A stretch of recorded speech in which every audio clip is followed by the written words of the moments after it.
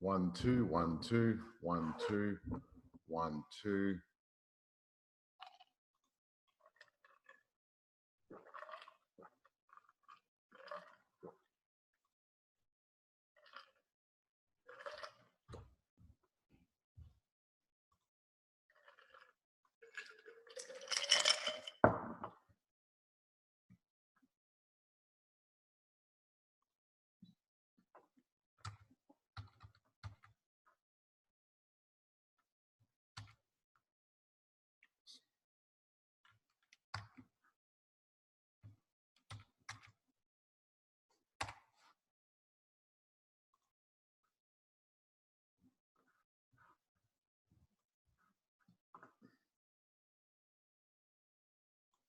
Okay, 1, 2, 3, 1, 1.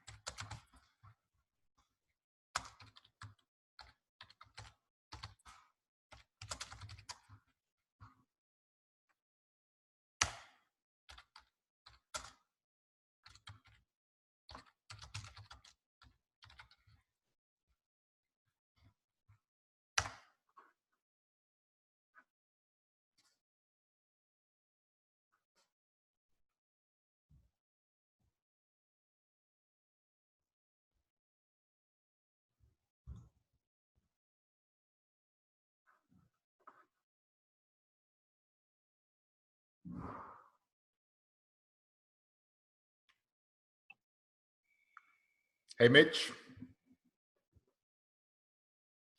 Hello. Oh. Okay, let me turn my sound up. So you're not coming out that clear. Let's look here. Am I? Let me try something here. Let's see. You hear me okay? Yep, I can hear you well. What about you? Can you hear me? Hey, can you hear me well? Hello.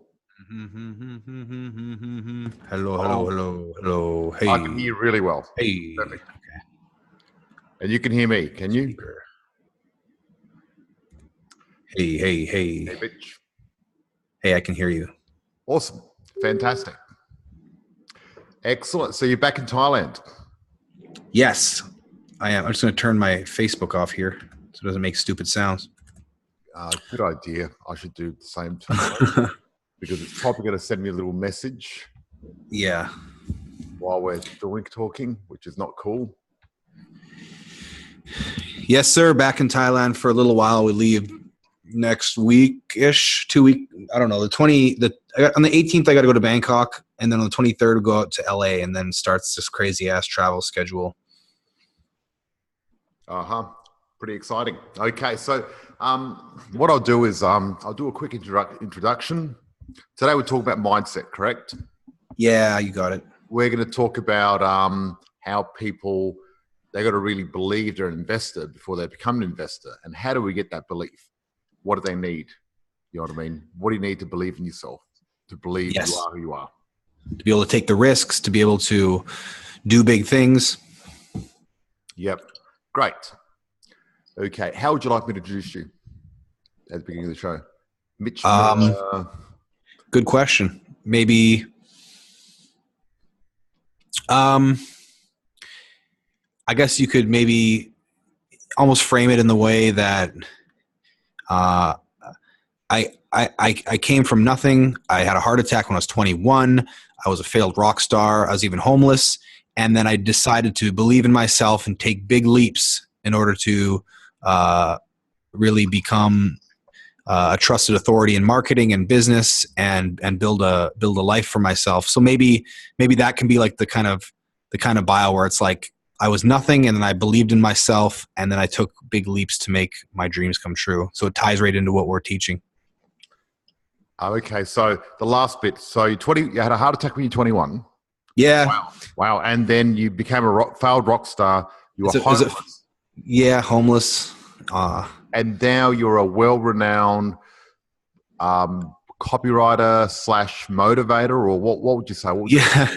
I'd say copywriter, a marketing strategist. Yep. I've written 5 books. We do events and workshops all around the world. I consult for businesses, and stuff like that. I've also tried to start 9 other businesses and failed. So that's actually helpful for them to know, because, you won't always find success right off the bat. Yep. No, that's excellent. Okay, excellent. That's great. Well, hello, everyone, and welcome to the Positive Property Podcast. And I've got Mitch Miller here, and I'll tell you a bit of a background about Mitch Miller. Now, Mitch Miller had a heart attack when he was 21. He's a failed rock star. He was also homeless for a while. He attempted to start 9 businesses and failed, and now he's a very successful copywriter / marketing person who I got that one wrong. Let's try this again. Copywriter / marketing. Which one? What is it? Strategist. Okay. Let me start again. Okay. Hello and welcome to the Positive Property Podcast. I've got an international guest here. I'm very excited to introduce Mitch Miller. Some of you may have heard of him. He was actually had a heart attack when he was 21. He was a failed rock star. He was homeless at one stage.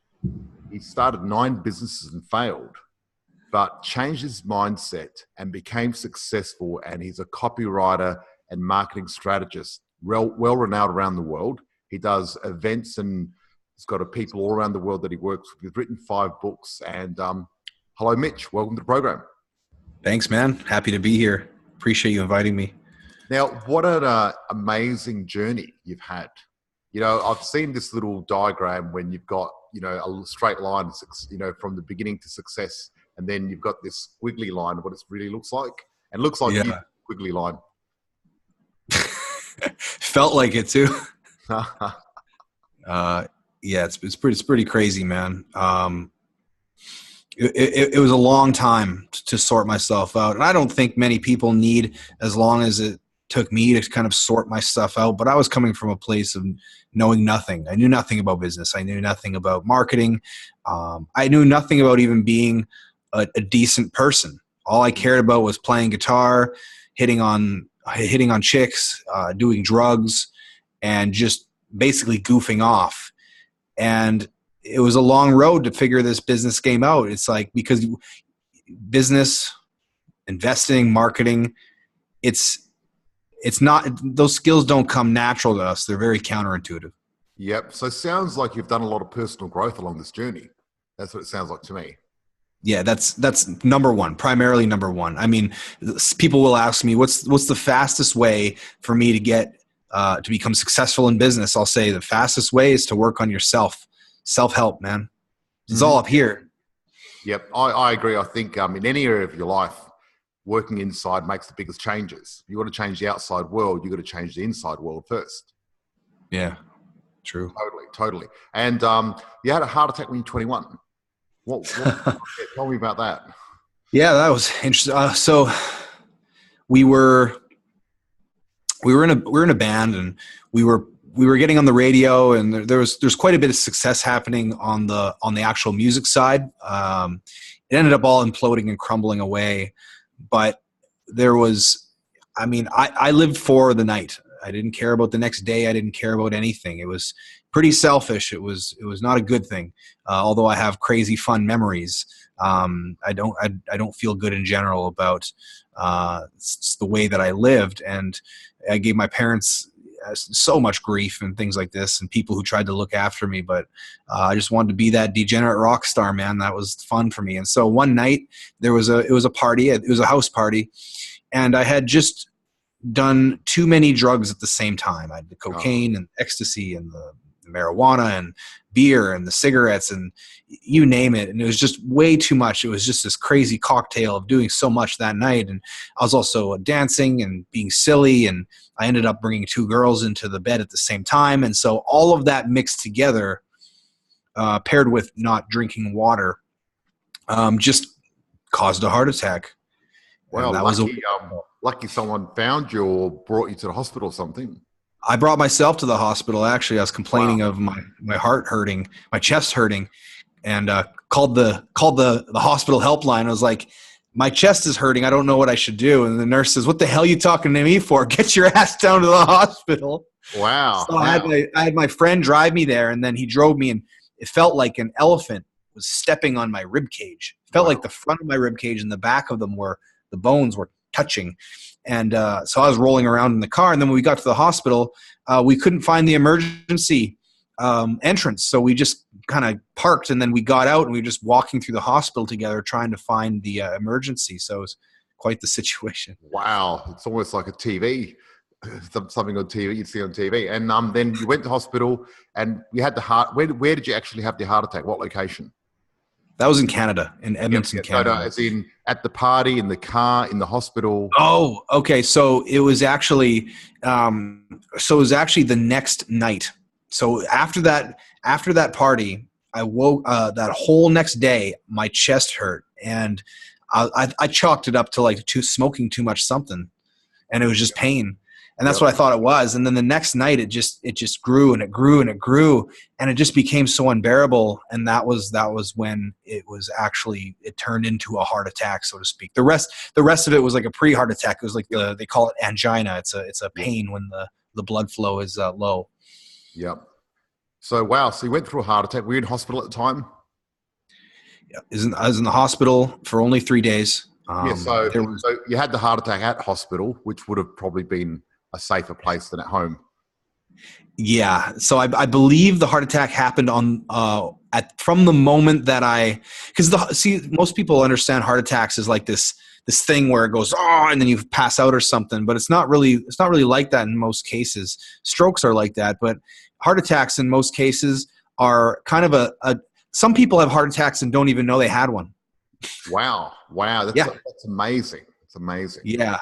And so it was kind of a process that was happening over a period of time. And then it reached its crescendo, so to speak, when I was in the hospital. And I remember I heard them say, find out who his family is because he's not going to make it. And I was like, oh, goddamn. And I could barely even process that. I was in and out of consciousness. And when I came to, the doctor had said, man, you have no idea how lucky you are. We almost lost you. But then I got a bunch of tests done, and there was no permanent damage. They don't quite even know how it really happened. There was no blockage or anything. And so they sent me on my way 3 days later after watching me for a few days. Wow. So look, you were homeless at one stage, which would have been an interesting experience. Yeah. Luckily it wasn't for too long. Was that in Canada, USA, or where was that? That was in Canada as well. That was 2008.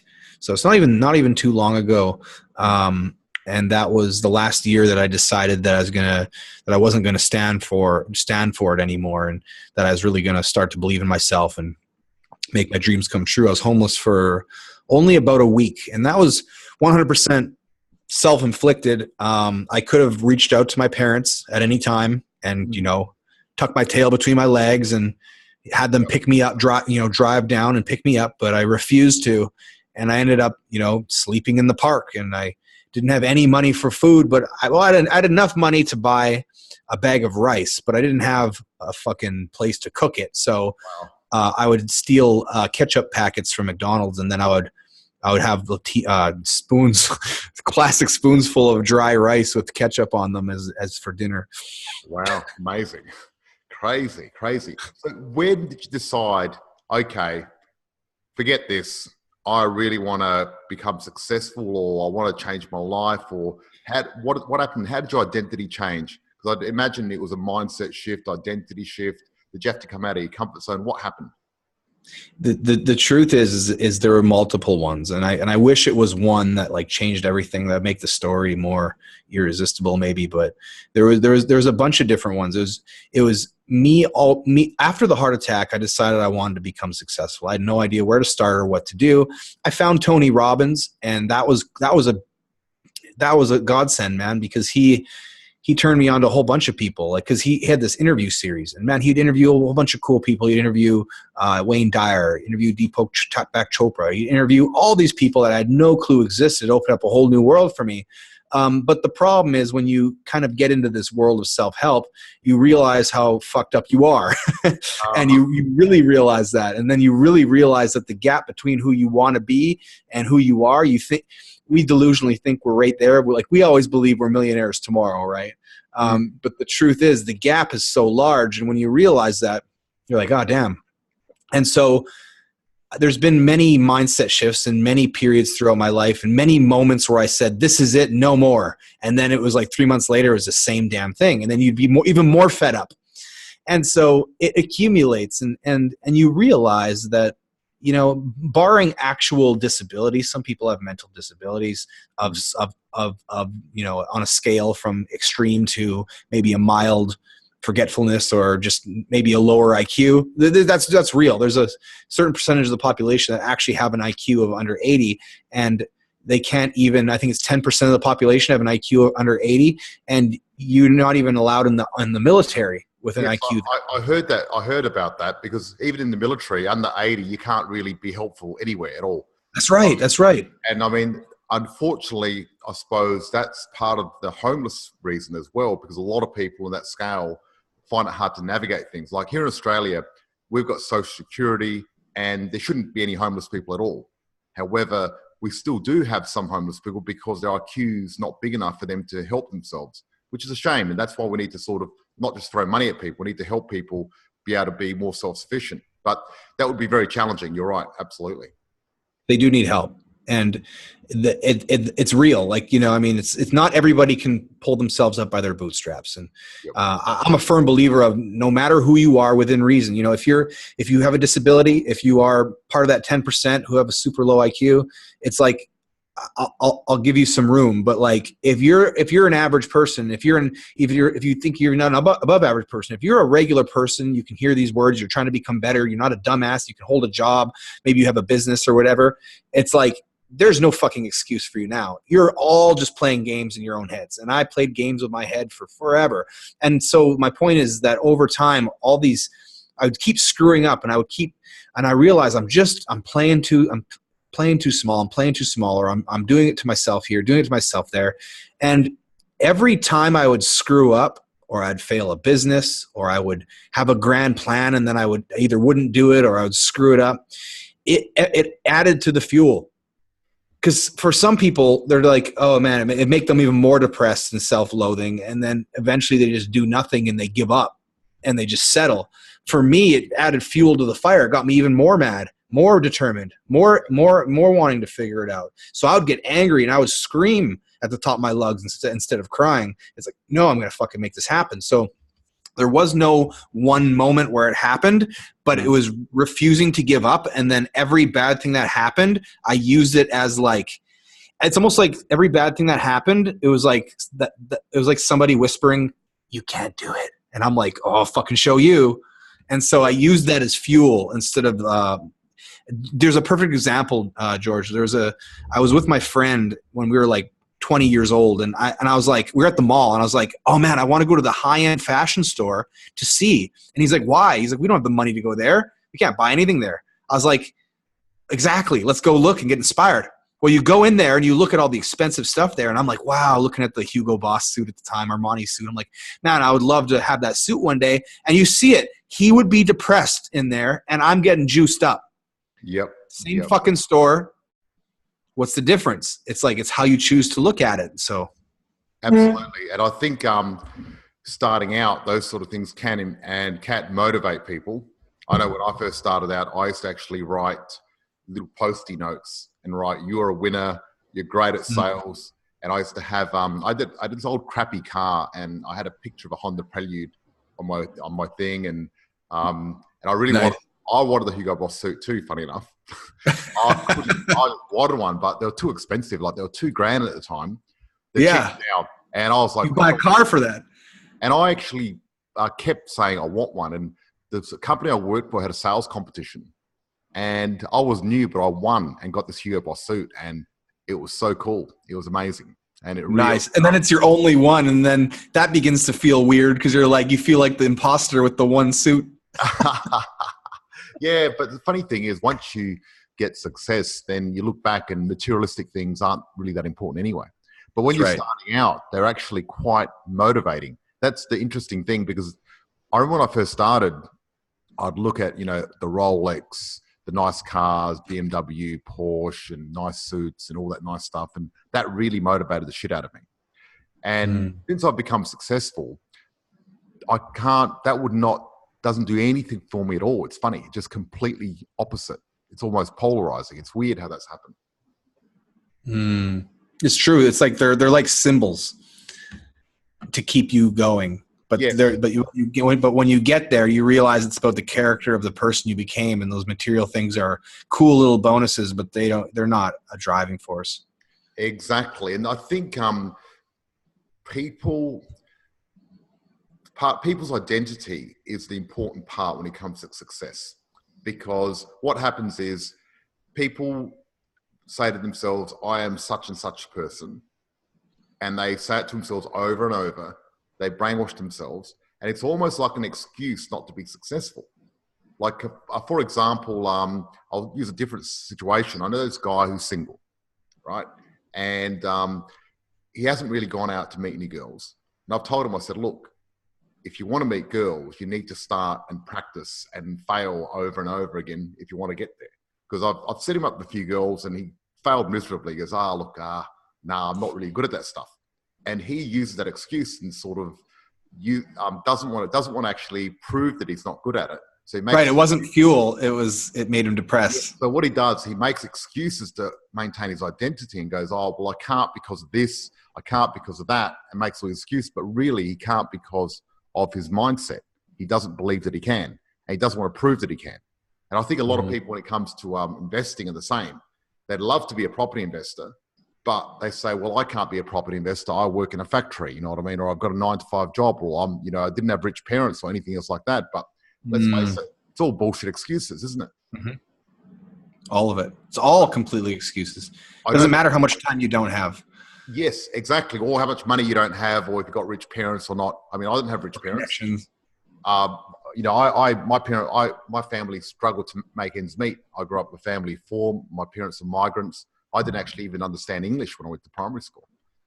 And that actually was fuel for me, because I could tell from a young age that I was poorer than everyone else. And that really made me want to become successful. So for some people, it does push you. And I think maybe that's what it did, because a lot of people go, "George, your parents must be really good at business." But no, they've got no idea of business. They came to this country and just worked really hard. But I sort of thought to myself, I don't want to be like that. I really want to become successful. It really pushed me to become that way because of that. So, but I think getting out of your comfort zone is very difficult for people. It's probably one of the hardest things in the world. And you've got to get something to pull you or push you there somehow. You know what I mean? Obviously, you were pushed there. You explain how all these setbacks were sort of fuel for you pushing out of your comfort zone, correct? Yeah, like I learned early on in my studies from finding Tony Robbins, and then he pushed me to check out Richard Bandler, who started neurolinguistic programming with John Grinder.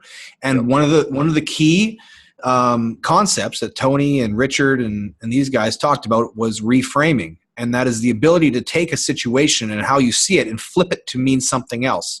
And when you flip it to mean something else, you're literally changing the focus, and that changes your mood, changes everything about you. So when, I would always, that's why everything was fuel, everything was motivated, because no matter what happened that was bad, I said, I've now learned something, and this is even more reason to not put up with it next time, and to be more now I'm more powerful than I was. And so it's always just turning focus. And it's super, and I would also use another trick they used, which is called contrast. So what I would do is, if something bad happened, let's say, for example, I want to invest in a property deal, and my biggest... Okay, Mitch, I think I've lost you. Uh-oh.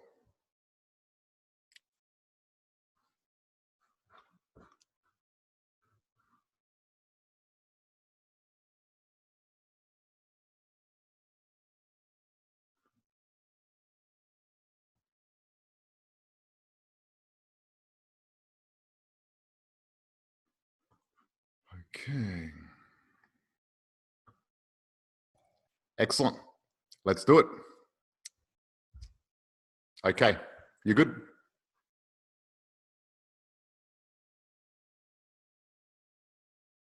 Hey, can you hear me now? Yep, I can. Perfect. Can't hear you. Okay. Must be on your side. I can see my microphone going up and down.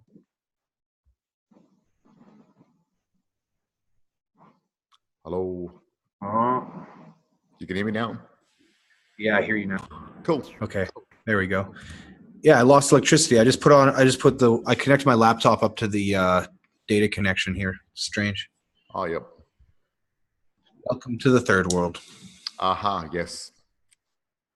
So this is really good. You're talking about Anthony Robbins, Richard Bandler, reframing, contrast. That's it, contrast. That's right. So let's say I wanted to start a business and then it failed on me. Like, maybe people listening here maybe want to invest in a property and maybe they lose money on their first deal. It's always possible, and that's probably the number one fear that stops people from pulling the trigger for the first time. And we could talk about that in a second. But I feel like, I like to use contrast. And so if I fail a business, I'll reframe it and say, hey, now I know more than I did, and this next time I'll be able to do better. I'm not dead, right? Yep. Like, it could be worse. And what I'll do is I'll contrast. I'll say it could be worse. Like, I could not even have the idea to start a business, and I could be forever, without even realizing it, stuck in a life of just being an employee and someone I don't even want to be. And it's almost, the ignorance would not be bliss. It would be pure hell, and I would have no idea how to get out. So the fact that I'm even trying to start a business, and the fact that I'm even trying to improve myself, is super important. And you know what?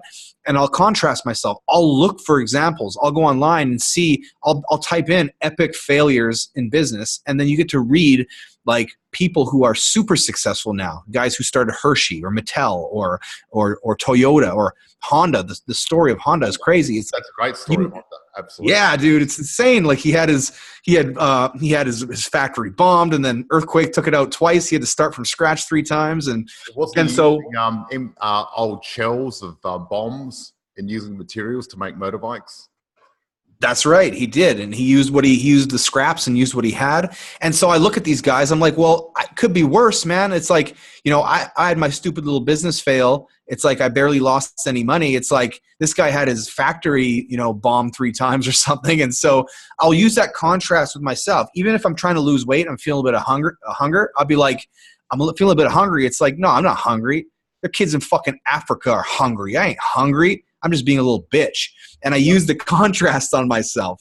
And so that really helps. And it's really important, because even somebody who wants to start investing in property, but maybe they're afraid to, it's almost like they see the investment, the first investment, as like this big, huge thing. And it is objectively, but it's also, people are so ingrained to believe that their house or a property is their biggest investment they'll ever make in their life, which is true on if you were that average person for which you would buy one house and then die in it and give it to your kids. But as property investors, we need to eradicate that unconscious thinking, because the truth is that it's not a big purchase. It's not the biggest purchase we're ever going to make. It's one of many. It's nothing. It's just something that we got to do. It's like not a big deal.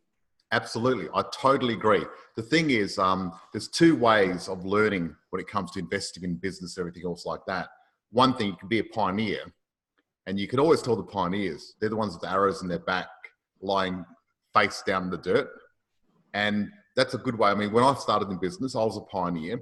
And when I started investing too, I made all the mistakes, and every mistake's a new way of going forward. Or you can actually, you know what Tony Robbins says, find someone successful and model what they did and miss out all the bullshit stuff. And that way you'll get success much quicker. And that's a lot safer way of doing a lot of things, including business and anything you can think of. We're very fortunate at the moment because of the internet, and we can actually connect with people that are really good at top of their game at any niche you can think of. And you can actually model what they do and save yourself. Like, for example, let's say someone wanted to do copywriting and marketing, right? Now, to learn copywriting, there's millions of courses out there, and there's lots you can do. And just learn from scratch. You could do copywriting for the next 20 years. And you're not going to be great. You really need to find someone really good, like yourself, and follow your rules, because you've learnt these rules over years and you've had success. Like, it's not easy. I've seen some of your copywriting. It's amazing. It's really good. You've got a great talent at it. You know? Thank you. And I don't think someone could actually learn that on their own. They need to learn from someone. Like, you probably learned from someone as well. You didn't learn this on your own. No, I didn't learn on my own. And the learning curve is too steep to try to piece it together yourself. And that's why people who are considering working with you, they're smart, because not only have you figured it out so you could help them avoid all these pitfalls and cut the learning curve back as much as humanly as possible, but then also you've created systems for doing so. And so there's a double whammy of value, because it's like, you have the system that they can trust in, but then you have you can trust in. And so the only piece left, if they're not pulling the trigger, you know what I mean? It's like, if they trust in the system, they trust in you. It's like, do they trust in themselves? That's the big question. Exactly. And that's all about identity, isn't it? Because belief and identity are sort of mixed together, aren't they? It's belief in its identity. It's a trust that, like, hey, you know what? Maybe I don't know what I'm doing, and maybe this may not. Maybe I may not have it all figured out, and the first deal is not going to be super smooth. But you know what? I trust myself enough to figure it out, that I'll find a way. And so there's a trust that you have to do. Is like, you may not, like, a faith in yourself, and it's hard to teach that, obviously. But one secret that I've found is that faith in yourself, or that trust in yourself, or that confidence in yourself is not, it's you can get it anytime you want. Because, like, the idea of confidence, I was like, okay, what the hell is it? And so I feel like if we don't define it, we can't know, and you can't get more of it if we can't define it. So how do you define it? I'm very curious here. Yeah, so the way I would define it, and who knows if I'm right, but it is useful and it works. So whether it's the way or not, it is a way that works. It's a feeling. It's a state. It's a mood. Yep. And you can trigger it with music. You can. And my point is that you can trigger it on command through different ways. And so you know just as well as I do, George. I know you work out a lot. If you are working out and you start thinking about some maybe something in your personal life's not good, or something in business is not right, and you start thinking about that stuff too much when you're working out, you lose all your energy to do reps and shit. Oh, look, that sometimes working out can help you get rid of that negative energy. But yeah, can. You know what I mean? But you don't catch it. You could feel it, like yourself almost wanting to end the workout. Yeah, I think working out with a positive attitude and energy makes a big difference. Totally. I agree. Yes. Absolutely. And so it depends on what you focus on. It depends on how much energy you have. And so I believe confidence is a feeling, and you can have it, and you can bring it on to yourself, and it's a feeling and a mood that you can put yourself in. And that's really empowering to know, especially. So the more you can condition yourself to feel that, knowing that it's a feeling, and knowing that all feelings can be controlled, so to speak, within reason. If someone close to you dies, You don't need to control your feelings. You're allowed to fucking feel any way you want, right? It's like, but my point is, you should, if you're going to start a business, if you're going to make a big investment, if you're going to learn to do something and take on a skill that you don't know, that you've never done before, you better learn how to control your emotions, and you are 100% in control of them. And you can, and confidence is an emotion, and it's not your identity, right? It's like the point you were trying to make earlier, George, which I think is brilliant, is like, people put this stuff under identity. I am not a confident person. It's like bullshit. You're just not being confident. Some people say I'm fat. No, you're not. Nobody is ever fat. You're being fat. You're engaging in fat behaviors. And when you think of it like this, if you're like, I'm shy. No, you're not. You're just acting shy. And if they can understand that, that creates a gap between their identity and the behavior. And that's what allows them to make those big changes for real. Yeah, totally. I mean, recently I've been asked to go on a few national TV programs and get interviewed about property.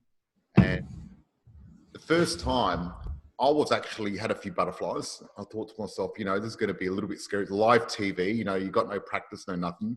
But like most things, when you have fear of something, it's false expectations appearing real.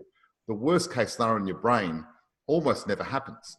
And I find that every time I play bigger or do something out of my comfort zone, whenever I look back, I think to myself, why the hell was I even thinking that? Why?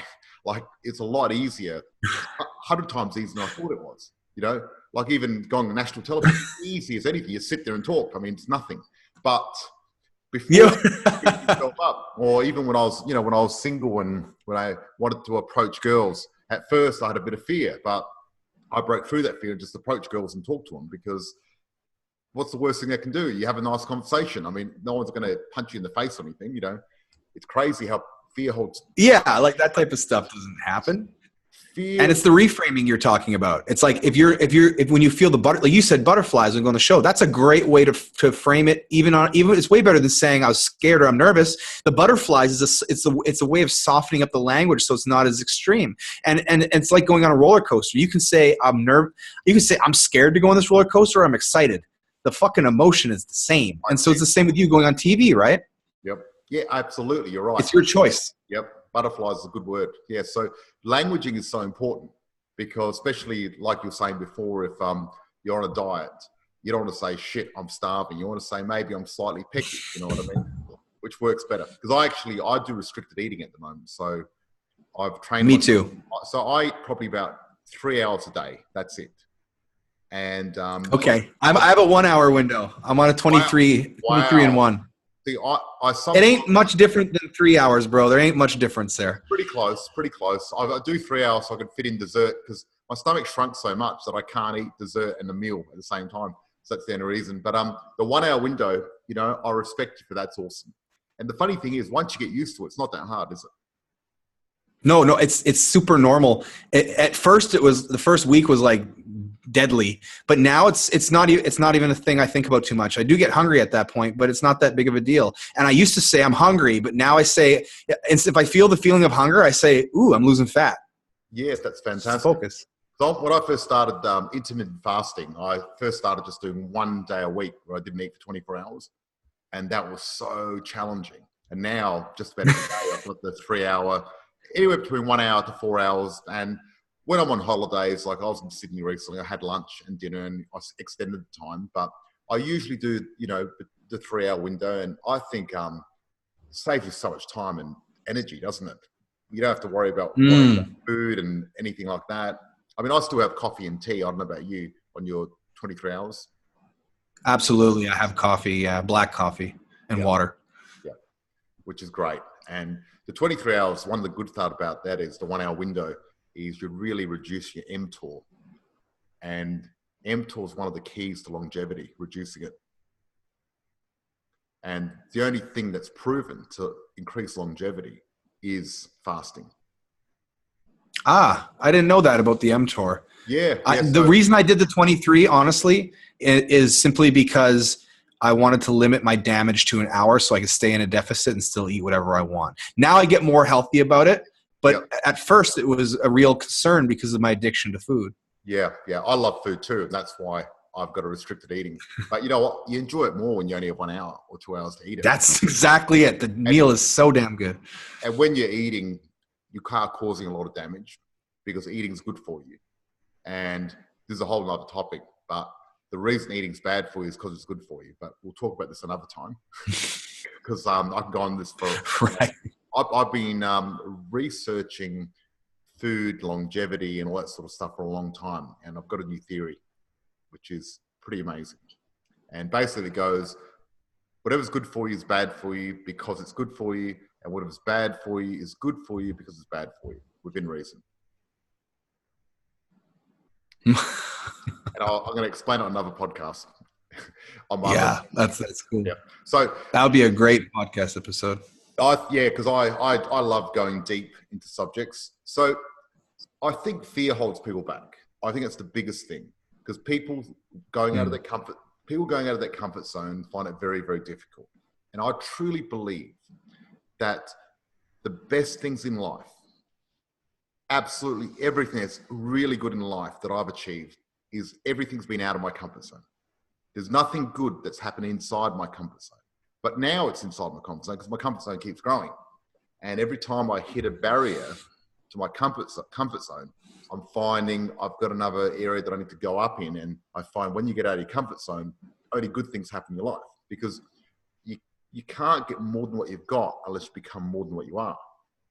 That's what Jim Rohn says. And I agree with him. You know what I mean? It's all about self-development. And part of that is going out of that comfort zone. And how do you help people do that? Because people are stuck. And the problem with fear is people that watch TV, because I don't watch TV. Funny enough, the programs I've been interviewed on, I've never seen before. I've only been on the other side. So right. Like, oh wow, Today's Show. I've never seen it. What is it? Who's on there? They go, what? You don't know Carl and Georgie? I go, that's funny. Really?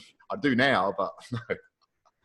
I guess there's content creators and well, that's almost better because Yeah, I don't. Yeah, it's almost better because you get less nervous. You're not built up. Exactly. So, and I think people that watch a lot of news and TV have got more fear than the average person, and that's the average person has got a lot of fear these days. How do we get people out of that? How do we get out of fear? How do we get, what's the first little step to get out of your comfort zone and become a better person, or get more out of your life? Yeah. There's a lot of different ways and they kind of work together and you kind of chip away at all of them. So the fear thing is interesting because a lot of times we don't realize what's actually causing the fear. So it's okay to be fearful. Like it's okay to have the fear. It's like that's natural. Like what we don't want to do is eradicate the fear, and you don't want to try and get rid of it before it comes up because that's just not going to happen. Because an analogy would be like trying to remove fear before you take action is like trying to remove the water before you swim. It's like there's no point. It's just part of it. But the way that I think about it is a lot of people don't realize that what drives the fear, what keeps it going. Like for example, there is usually a tone of voice, or there's in your head, or there's certain words you're saying that keeps you getting freaked out. There's pictures in your mind. There's different movies, and there's a process going on that you're physically, maybe your breathing is becoming more shallow. Maybe you're crunching up into like a fetal position, like even it's your shoulders, and you're getting scared, and you're thinking about having to do something. Maybe you're thinking about having to put an offer on a fucking home, and you're like, all of a sudden you just get scared. Well, there's certain things that are happening, and you want to do is at the moment you get scared, that's when you want to be like, okay, what is you want to kind of analyze yourself. When in that moment you're getting scared, you're like, okay, you're thinking putting an offer on a home. It's like, okay, shit, I just got scared. It's like, well, hold on, let me think about this for a sec. What happened when I get scared? Oh, I'm breathing shallow. Oh shit, my shoulders went in like this. Oh, I'm talking to myself in this tone of voice. So how about if I just relax? How about if I breathe deeper? How about if I change the tone of voice to a more calm, chill tone of voice? Oh, and you can literally reverse the fear by analyzing the different pieces of it. All right, and then change the submodalities. I've chucked a bit of NLP language. Correct. Unfortunately, yeah, you got it. You may not understand that, but like if you've got a dark picture, brighten it up, and that will reduce the fear. Because a fearful picture is usually dark and small, and grainy, black and white. Yeah. Yeah, there's all sorts of things you see in your head when you get fearful about, you're thinking, shit, I got to put an offer on this house. All of a sudden, you have your mom's voice nagging in the back of your head. You're never going to amount to nothing. It's like you take a second to analyze and see it what's there, and if she is there, then then just make sure you make her face black and white, and you shrink it and throw it out of your head. People think this stuff's kind of weird, but it's not weird. It's like we think to ourselves in pictures, movies, tones of voice, and that's how we think. We talk to ourselves. Yep. Now, I actually got one really good way of getting rid of fear that I would like to share. And a lot of times your physiology can change your state. And I used to do a lot of public speaking. I still do. And when I first started public speaking in front of big audiences, I'd be behind the curtain going, oh shit, I've got a big audience. What am I going to do? And I'd sort of have a power anchor, and I'd get up and I'd act confident and march and look up and breathe deep. And I'd find that change my body language, and changing my body language changed my state and get rid of the fear and turn the fear into excitement almost. Like it changes. Because it's hard to be negative when you're standing up and you're walking and you're looking upwards and you're smiling. If you try smiling and looking up and having fear, it's going to be difficult. You can't do it. Yeah, it's almost impossible to. It's the same, like you said, the same with it's like with the posture and stuff. If you have a confident posture and you hold that, it's almost impossible to stay unconfident. It's like it's our body, our physiology, and our emotions are absolutely fucking connected. Absolutely. I'm just going to turn the light on because I look like I'm in the dark here.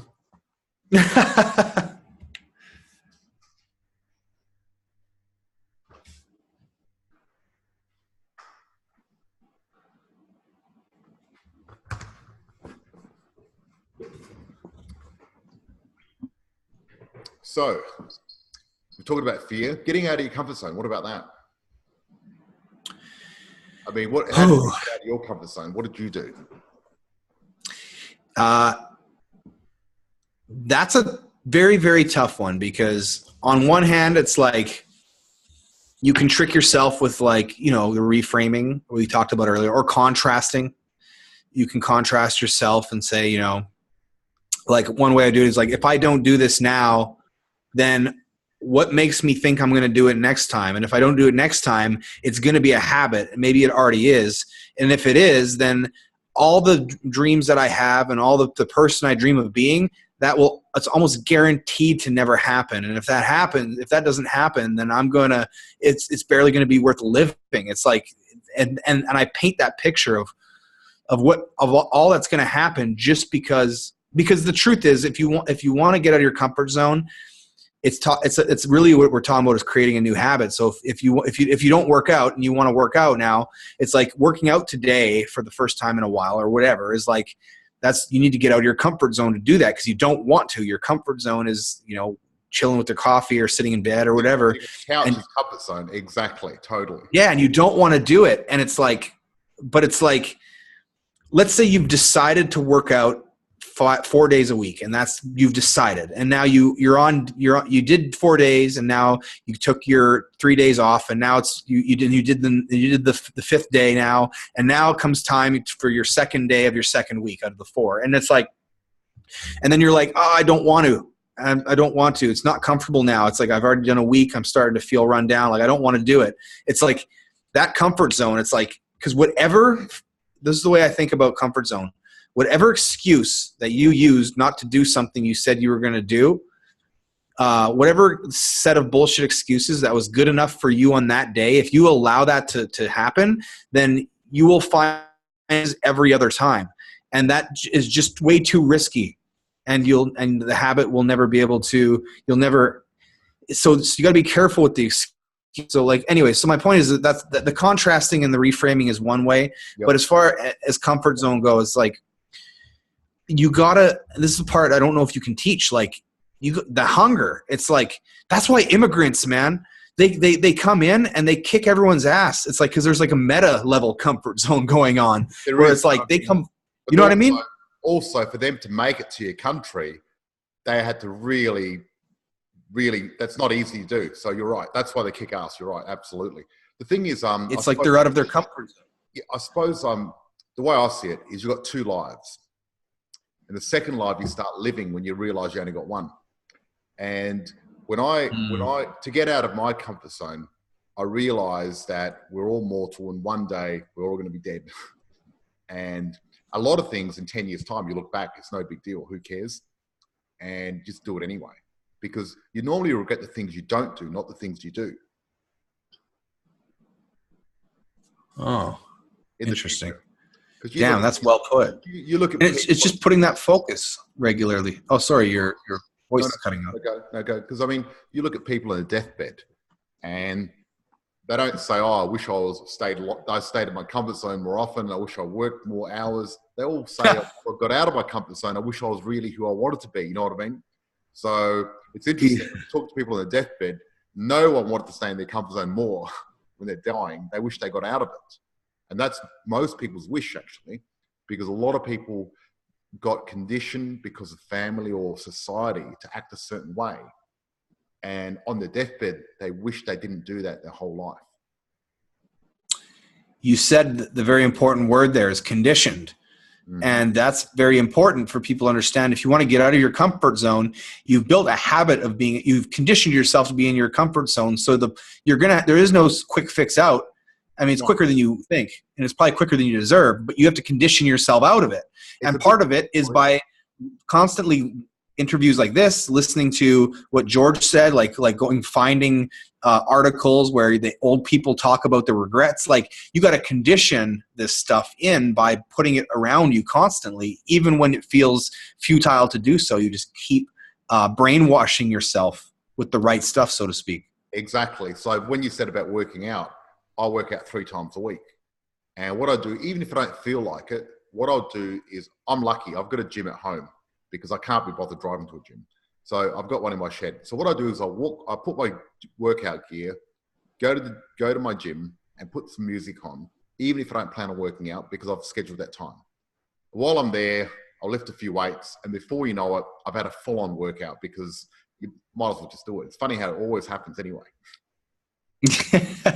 But if I didn't actually walk in there and get ready for it, it wouldn't have happened. It's crazy.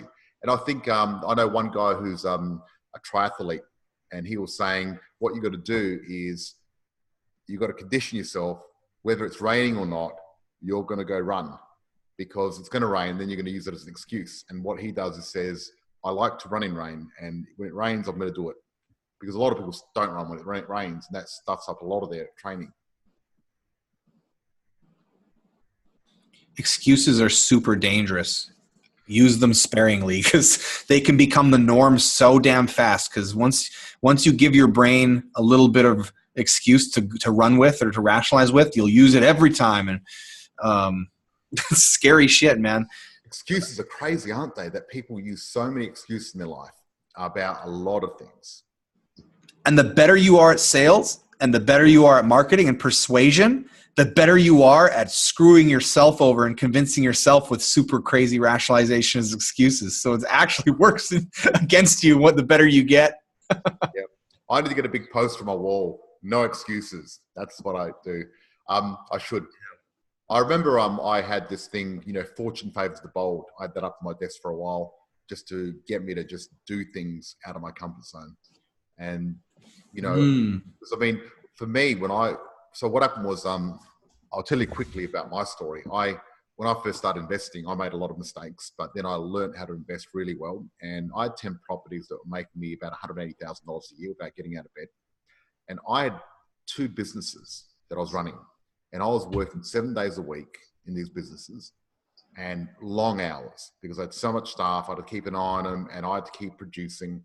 And I didn't even realize, because I was just conditioned to work hard and have businesses, I didn't realize that my properties were actually paying for my business.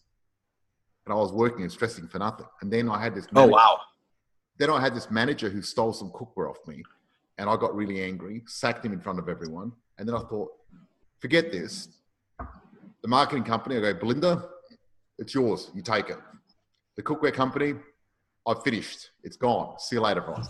I quit work, went home, and suddenly I was 80 hours a week richer and $180,000 a year richer for doing nothing. Changed my whole life. Wow. But getting that mindset, and see, the funny thing is, this guy that stole cooker off me, he did me a massive favor. At the time, I didn't realize. But I should go shake his hand and say, thank you for stealing from me, because if it wasn't for him, I could have gone on for another 6 or 12 months, killing myself for nothing. Right? How crazy is that?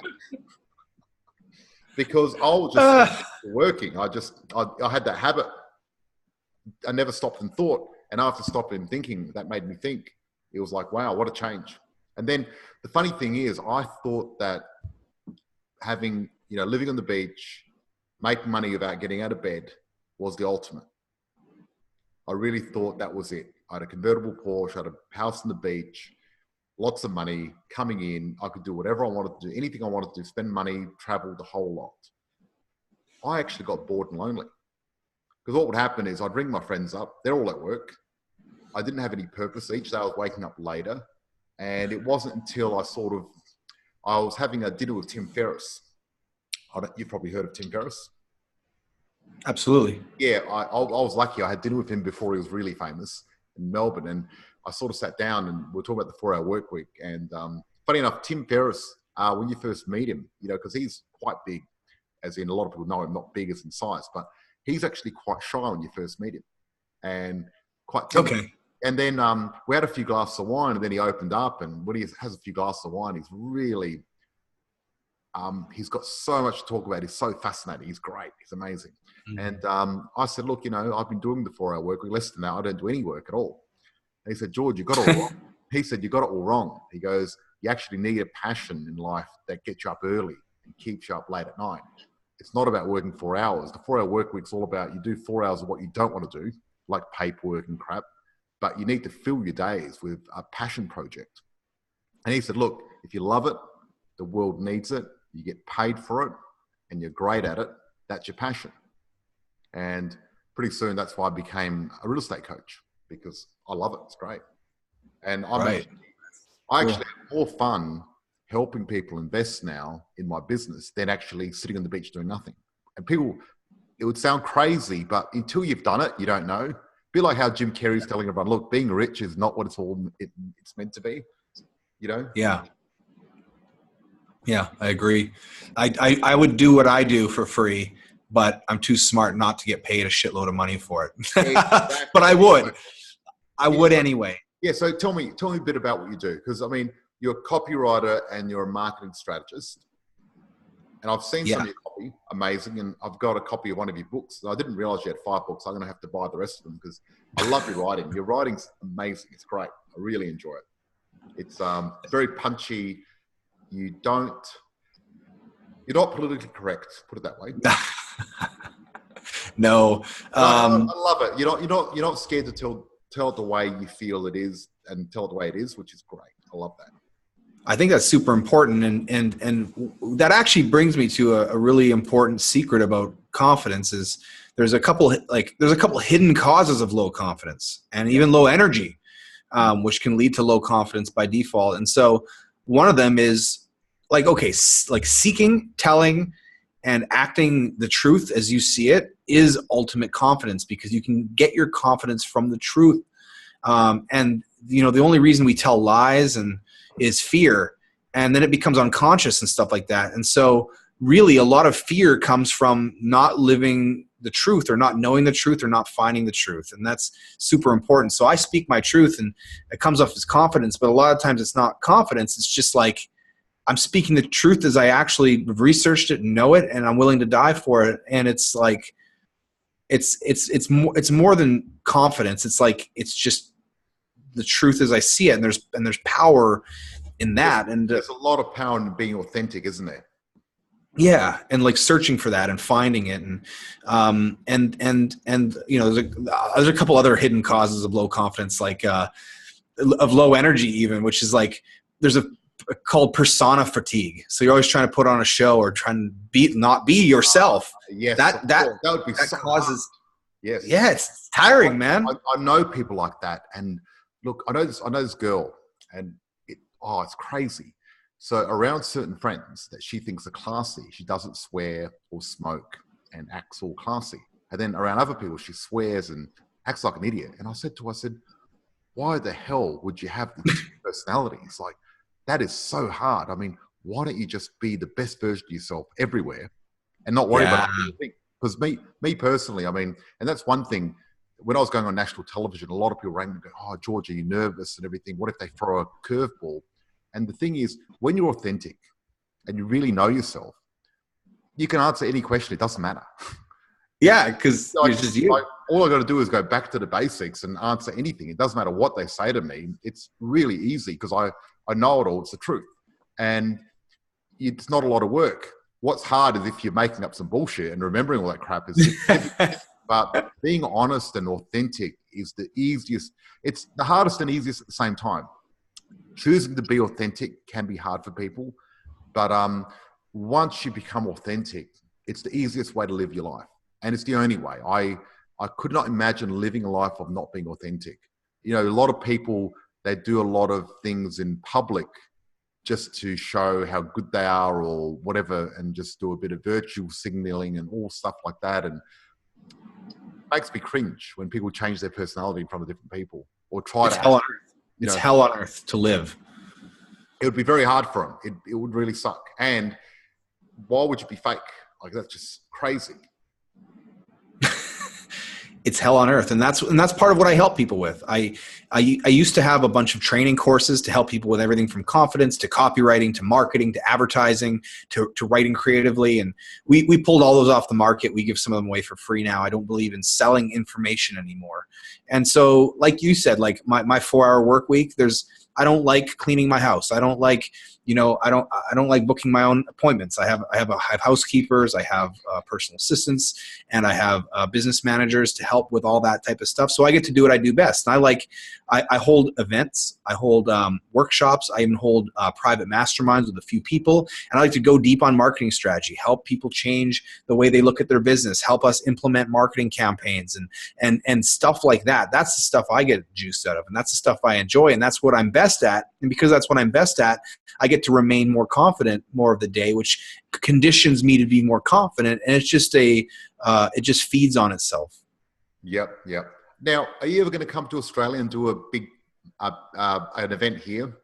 Now, I would love to. I think I need help doing that. I know that I do have an audience in Australia, and I know that Australians are hungry to build businesses, to invest, to change, to like, they're hungry, man.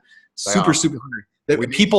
People from America, or like I'm from Canada, but people in the West, they sleep on Australia, not realizing that you guys are super motivated. Yeah, the Australian market is super motivated. Here in Adelaide, we might be a small town, but we've got a big startup culture, which is massive. And I would love to do something. I'd love to do an Australian tour where I come in and I do some sort of event in Sydney, do an event in Melbourne, do an event in fucking Adelaide. I don't know how and I would love to go to the Gold Coast because I heard I have to go there. I don't know how close. You have to go to the Gold Coast. It's pretty cool. That's our Bris Vegas up there. Right. Vegas meets Miami or something. Yeah, absolutely. The weather there is amazing, and it's a lot of fun. It's great. I go there quite often. I really enjoy it. I love all of Australia. Australia is a beautiful place. A friend of mine just came back from Canada, and he was saying that Canadians are so similar to Australians, because I was asking him a bit about it, Very similar. Yeah. I would say so. He loves Canada, Yeah. So I would love to come down to Australia. I would just need a little bit of help from maybe people in each city to be able to help put something together or something, but I would love to. Well, after this, we'll have a conversation about it, because I think maybe part of the startup culture or something like that could be a good avenue for you here, because there's a lot of big groups here, and those sort of people are hungry for this sort of information. They need something really good. Right. And in an entertaining way that's not politically correct. Because if there's anything I know about Australians, they don't prefer to be politically correct. Are they going to ban you? Because who you had here, there was big protests. They had Milo Yiannopoulos coming to Australia. Oh yeah. The guy that owns Penthouse, he actually brought Milo Yiannopoulos here, and he loves the controversy. And I went to the opening party at Penthouse, and they brought Gabby Greco. I don't know if you heard of Gabby Greco. She was like 20 something, and she married this guy Edelston, this multimillionaire who's about 90 years old, and they were a real out there couple. It was hilarious. But yeah, so when Molly Yiannopoulos came here, there was massive outrage. A lot of people wanted to ban him from being here. You know, it's funny because I mean, I think he's married to a black guy, isn't he? Yeah, he's a gay guy married to a black guy, but he's on the right, and people can't handle that. They call him a racist homophobe. Like, you can't call him a racist homophobe. He's into black dudes and he's gay. Are you crazy? Exactly. I mean, how crazy? Exactly. But I think, Mitch, you need to do a tour. It's going to be fun. I would love to. There's two places that I've been sleeping on that I need to visit in 2019. One of them was Australia, and the other one is Europe. I haven't been to Europe either, and okay. I know there's pent-up demand for both of them. So awesome, excellent. We'll make it happen. Definitely, I think we should. I think it'll be fun. It'll be excellent. So we're talking about fear, comfort zone, identity. That's what I try to get us back on track. Yes. So how does someone believe they can be a property investor? What do they need to do?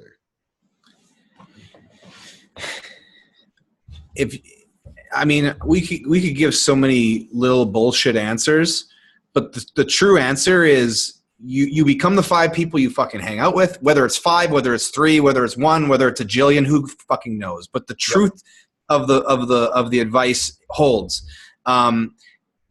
Environment, change your damn environment. If you don't know anybody who's a property investor in real life, if you're in a place where there's no clubs and you're not this and that, and all you're doing is hanging out in your groups, and they're trying to learn, but there's no real life support or a world in which there are people who think like you, the odds of you succeeding are extremely low. You need to get around people who have, and even if it's not property, even if there's other investors or other entrepreneurs, you need to get around people in your environment who have the same worldview. The worldview of making a lot of money is okay, for fuck's sakes. The worldview of taking risks is good. Investing is awesome. It's like you need to get your environment so much matters, and so if you change your environment and put it around the worldview of people who think like this, and go to events and put yourself in, then that's the cheat code, man. That's great. And Mitch, that's part of the reason I created the free group on Facebook called the Positive Property Club. And what I found is a lot of people that have joined now have become investors, which is great. Yeah. And I give people a lot of free resources. They've got a community of like-minded people. It's amazing that we started this about 3 months ago, and we've nearly got 5,000 members already Australia-wide. It's just wow. It's just grown so fast. The word. It's the support. It's the support and the environment. Yes, exactly. Because finally they can get people around them saying, yes, get another property, do well, get in there and do it. It's great. This is real. Exactly. Nothing wrong with being successful. It's actually good, because you can't do a lot of good to people if you're not successful. See, the way I see it is, if you get more money, because money alone doesn't really help people, because if you got money and haven't got time, it's a waste of time. Because when I was working long hours, I had money, but I didn't have time. So, but when you get more money and more time, that's how you create more meaning in your life. And I think that's the important part. A lot of people get it wrong. They think more money equals less meaning, but nothing could be further from the truth. True. So what happened was I was working 80 hours a week and working long hours, and then I suddenly had enough and I quit. And then I had the 180,000 coming in, and one of the first things I did is I paid off my parents' home, because they'd been struggling for 25 years paying off their house, and I had enough money just paid off just like that, which is great. And then I took my parents overseas for a holiday, spent some good time with them, and unfortunately my mum passed away a few years ago. And the time that I had with her overseas and back in the home country, where she couldn't have gone on her own, and we spent quality time together. You can't replace that. And if I was working those 80-hour weeks, I wouldn't have that meaning. I would have only had that superficial contact with her that I had in the past. So I think money and time gives more meaning, and it gave me a chance to raise money for charity and do a lot of cool stuff. And I did a documentary for Channel 9 and raised 225,000 for charity for kids, Wow. children with special needs. And we got to hang out with some rock stars and sports people as well. We had the lead singer of Screaming Jets at a little, on Kangaroo Island playing for us on guitar. With just 5 of us there. It was amazing. And you don't get that unless you create more meaning in your life with more money and time. And that's why getting out of comfort zone is so worthwhile. Damn. And having those reasons that are bigger than just yourself and wanting to pay bills, those selfless reasons can give you that extra nudge to go out your comfort zone, because you've expanded your goals, like you said. That's super, super important. We had some goals here with our business that we that for different charity work and that we're doing for the earthquake victims and stuff. And like that stuff motivates you to push yourself further, because you're motive. For example, on a very practical level, for example, my father was smoking ever since he was a teenager for goddamn fucking 40, 50 years.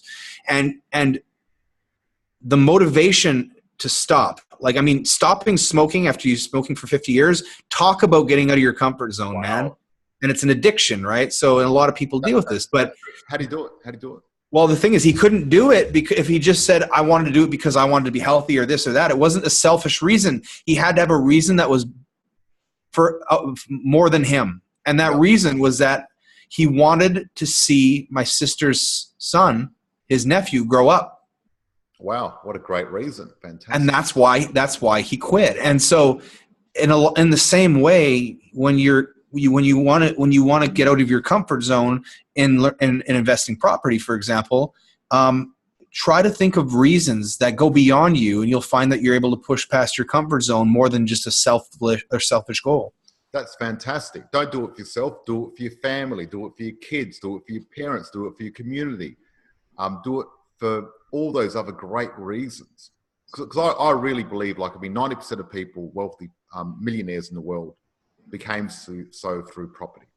So I really think that the family, True, the holiday you want, the lifestyle you want, the health you want, all of that, one good property can make a massive difference to people's lives. It's huge.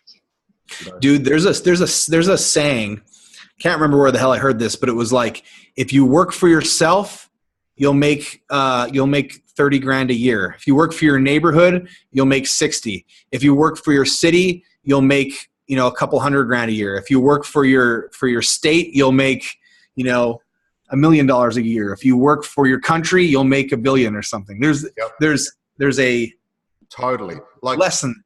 You want to make $1 billion, help 1 billion people. You know what I mean? Like Elon Musk, he's been in the news a lot lately. That's right. Love that guy. He's awesome, but he's got a bit of a trigger finger when it comes to tweeting, a bit like Donald Trump, doesn't he? Yeah, I wonder if it's the Ambien. You should go to sleep as soon as you take it. Yeah, exactly. Like some of the stuff that he's come up with is crazy. I think one of his companies, he's not allowed to be on the board anymore, is he? No, he had to step down as chairman of the board. Yep. So I don't know what that means. I mean, I'm not an idiot, but I don't quite exactly know what that means as far as, is he still the primary shareholder? Because I don't know how that works, the voting powers. I love Elon Musk. I think he's great. But a lot of his tweets make the price of his shares go up and down.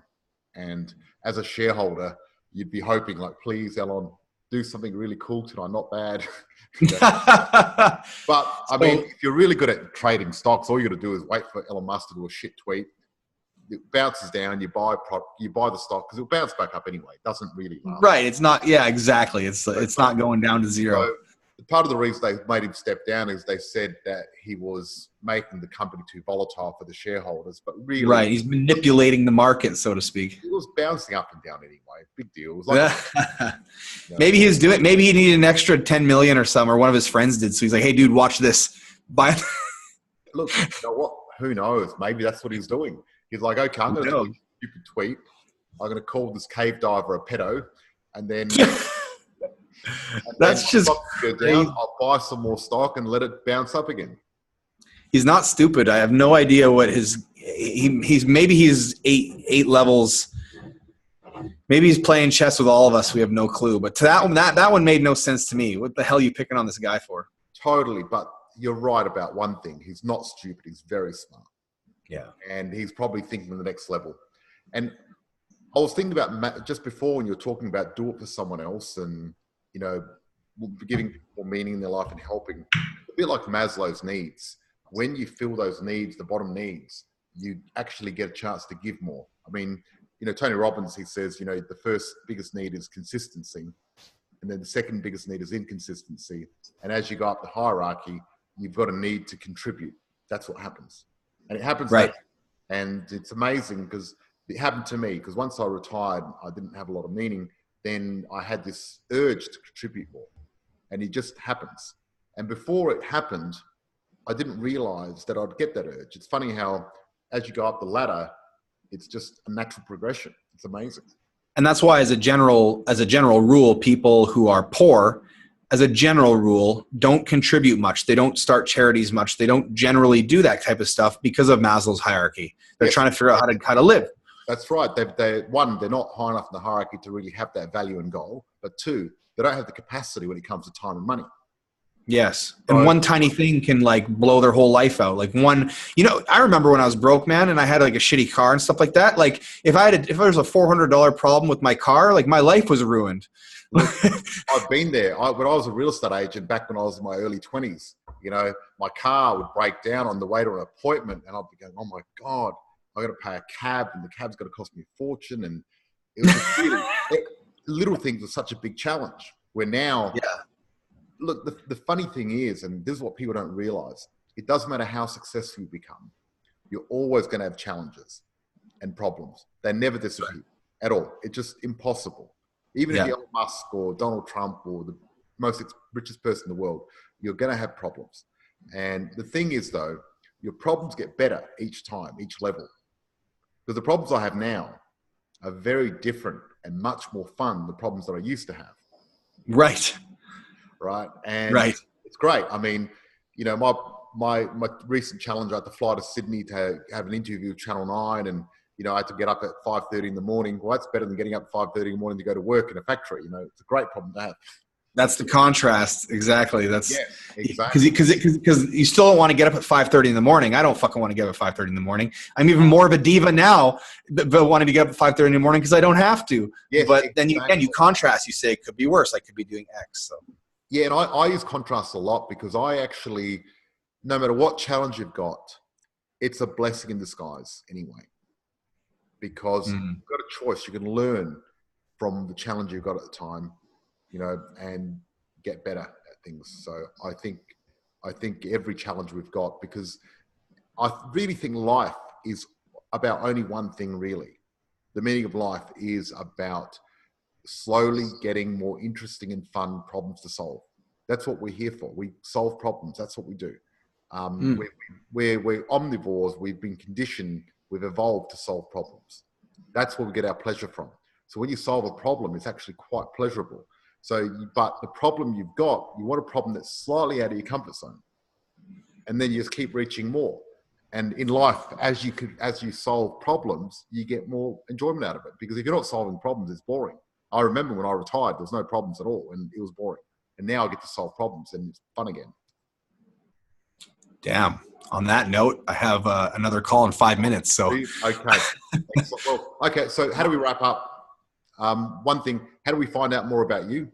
Ooh. Okay. The best way to find out more about me is to go search on Facebook for Mitch Miller or Father Freedom and find my personal profile. That's where most of everything I do happens. I am starting a YouTube show soon called Privileged and Morally Bankrupt.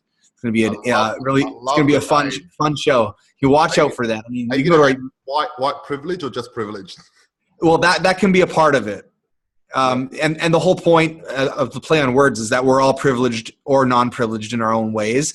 And so it's basically me attacking the left ideas and stuff like that. It's not going to be an overly political show. Will mostly be about entrepreneurship and finding freedom and just basically all the wacky thinking that's going on in our world. Look, I believe that everyone in this whole world right now is privileged compared to anyone 100 years ago. You got it. Contrast. You know, I mean, an African in Africa now has got more communication capabilities than the president of the United States 50 years ago. Like, you got it. Think about it. We're all privileged, which is great. Okay, thank you very much. I really enjoyed the conversation. We'll have to have another talk about you coming to Australia. Enjoy your day. Talk soon. All right, my friend. Thank you. Thanks for having me. Bye.